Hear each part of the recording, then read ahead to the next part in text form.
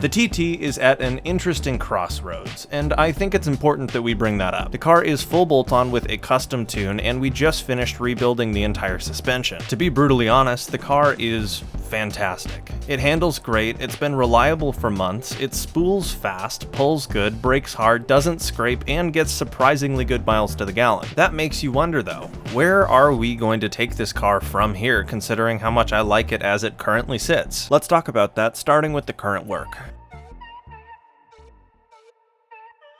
Let's first talk about the suspension. We rebuilt the entire suspension, making everything customizable and configurable so that we could properly suspension tune the car for track days. First and foremost, I'm still going to be doing this, but I think we need to reevaluate the time frame. I live in the Pacific Northwest, and it snows every winter. I drive my TT year-round, so I'm not sure it would be the smartest idea to slam the car a month or two before it snows, only to have to raise it up again so I can get it around. I've got the S4 to get around in as well, but I haven't had that car long enough to trust the reliability in winter quite yet. I spoke with the suspension tuning shop again, and they agreed that it would make a lot more sense to wait until the snow melts a few months from now and set the car up for track days this coming summer. That way we don't waste a lot of time and money having the suspension adjusted 2 times in the next month and a half. Plus, the car's got a fun, true 4-wheel alignment on it anyways, so it's a blast to drive as is. So with that being the case, you might be wondering, what am I doing to this car over the next few months? I have a multi-stage plan for what I want to do to this car before next summer, and we're actually going to start this in the next few weeks. Let's talk about the first level, the easy stuff. I've got a bunch of mods on the way for this car that are pretty simple in nature and smaller in scale. These are things like bleeder blocks, billet end links, spacers, side skirts, valve cover gaskets, catch cans, and maybe a rear seat delete. So we're definitely going to be doing those over the next few episodes. Those are the small investments, and actually I've got most of them on the way already. However, there are some larger investments that I also want to do to the car. Since we've already done all the basics to this car, all the larger mods that we still have to do are not exactly simple and or cheap. This is what I consider my stage 2 goals, the 2 larger mods that I really care about. The first thing on this list is getting a Haldex controller set up, so I'm able to configure my all-wheel drive for situations where I really need it, something like track days, back roads, or just for fun. The next thing I want to do is get together a proper big brake setup for this car. It currently has upgraded pads and rotors, but those can only go so far. There isn't really a replacement for better calipers from both a looks and performance standpoint, so we're going to put together one of those. At the end of doing everything on stage 2, we're going to have a really special daily driver and a really fun car that we could take on back roads and on the track.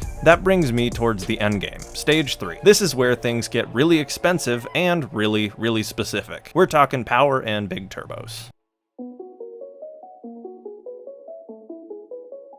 So, big turbos and the TT. Let's talk about what is available and what I think would be interesting for this specific car. I've got some limitations and I've got some ideas. The downside of this car being a unique older car is that 97% of the turbo kits that were available for this car when it was in production are no longer made. It's just not a commonly modified car anymore, so it doesn't make sense for them to keep them in production. I'm talking specifically for the 225. There are still some kits for the front-wheel drive TTs since they're easier to develop for, basically the same kit as you would find on a GTI, and you don't have to worry about the drive shaft for all-wheel drive. But for the 225, CTS no longer makes a kit, APR no longer makes a kit. I can't find any information on many kits that are actually made for this car. I found a few kits available in the UK, but I don't live there, so those would be hard to get a hold of. Most of the information I found regarding turbo kits in the States is all custom fabrication. This means it gets really expensive and there is a huge amount of turnaround time. Or if you want to go with the one bolt-on kit I did find in the States, it's going to set you back $4,500, which happens to be more than I actually paid for my car. And that's not even scratching the surface of expenses when you need to consider supporting mods and, of course, building the engine to support massive horsepower. If you did all the work yourself, at the end of it, you're looking around $8,000 to $10,000 for something like 500 horsepower. Is it really worth it in the end? Well, that's really going to depend on the person. It's pretty debatable when there are other platforms that can make that much power and more with a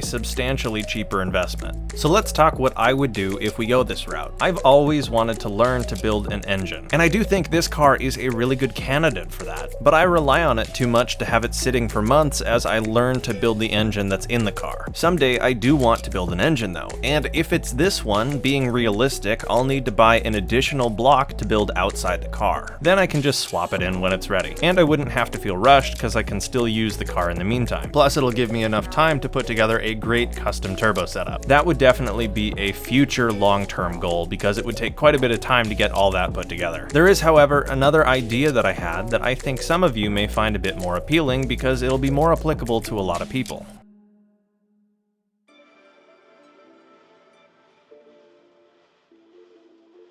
Stock block, slightly bigger turbo. It's less scary than it sounds, trust me. Does the TT really need 500 horsepower? To be honest, I don't think so. I see this car as an incredibly fun daily driver that you could take to the track. I don't think this car needs enough horsepower to take down a Lamborghini. That's just not what this car is all about. To me, this is a driver's car, and if you put so much power into it that I don't want to drive it on a daily basis, that kind of defeats the point. That's just my opinion though. That leads me to this idea, which I think quite a few people will be interested in. Believe it or not, we still have some room to go power-wise on the stock block, and we might even be satisfied with those power levels and not have to build a really crazy 500 horsepower block in the future. We'll know when we get there. Let's address the elephant in the room. The weak point on these engines are the rods. Everywhere online will tell you that they like to bend at around 350 foot-pounds of torque. Let me elaborate though. That is not a hard and fast number. In other words, they're not going to automatically implode the second you make 350 foot-pounds of torque. There is so much more that goes into what makes rods bend that is just a really gross oversimplification. The amount of torque does not bend the rod. It's the rapid change in torque that bends a rod. A torque spike, if you will, or a turbo that spools almost immediately and happens to make around 350 foot-pounds of torque.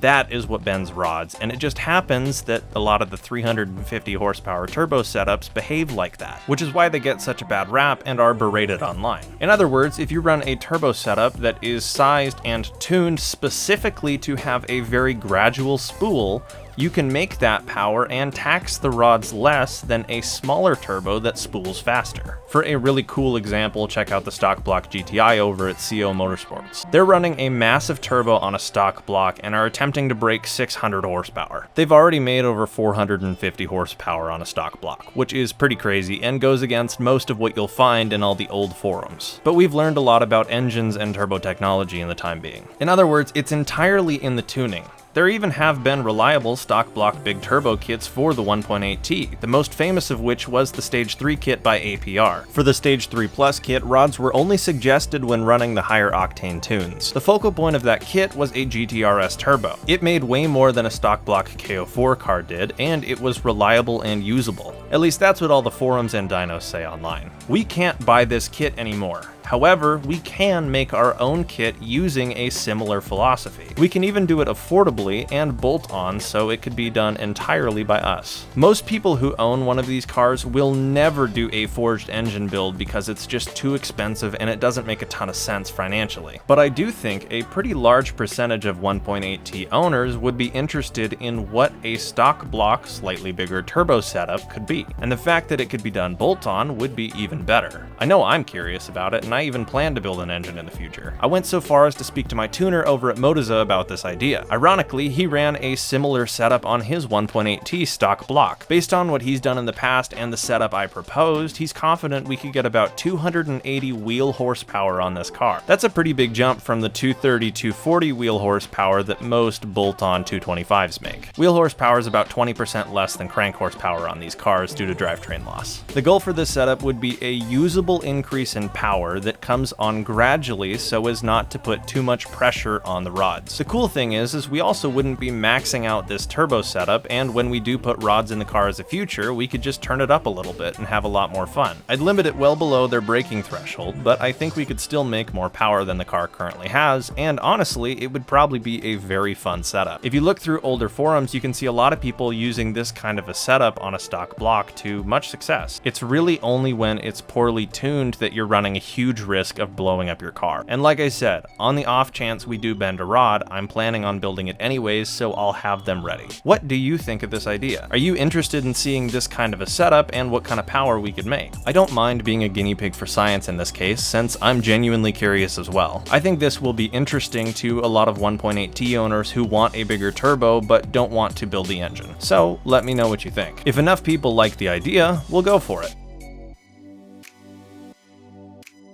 Both the S4 and the TT will be getting a lot of coverage over the next few months. I've got plenty in store for both of them, and it's going to be a lot of fun no matter what direction we end up going with the TT turbo system. I am excited to hear what you think of the plans I have and the options we have as far as turbos go. This list is still flexible, so if you have any ideas for any of the stages, let me know in the comments. I want to say thank you for watching. I know update videos aren't necessarily as fun as actually modding the car, but in my mind you have to have a plan if you want to go anywhere. So it's a really good idea that we talked about this. Either way, if you liked the video or learned something, consider dropping a like and subscribing for more. It's a really great way to support me and my content. I'm excited to hear from you, and I'm really excited about the future of this channel. The support we've been getting is absolutely unreal, and it makes me so happy that you're enjoying these videos. Once again, thank you so much for watching. I hope you have a wonderful day.